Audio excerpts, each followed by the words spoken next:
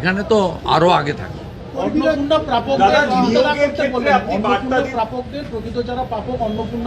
ভিতরে কি বলেছে আপনাকে বলুন,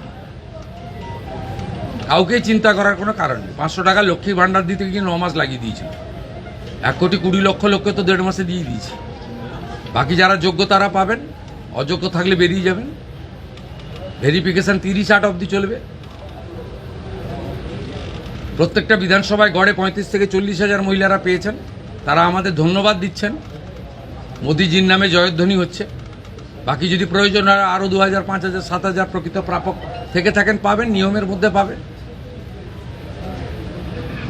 নিয়মের মধ্যে পাবেন। সরকারি অর্থনৈতিক স্কিমের প্রত্যেকটা জিনিসের নিয়ম থাকে। আপনার যদি জল জমি না থাকলে আপনি পিএম কিষাণ পাবেন না। তা আপনি যদি বলেন আমাকে পিএম কিষাণ দিতে হবে, প্রত্যেকটা জিনিসের নিয়ম থাকে।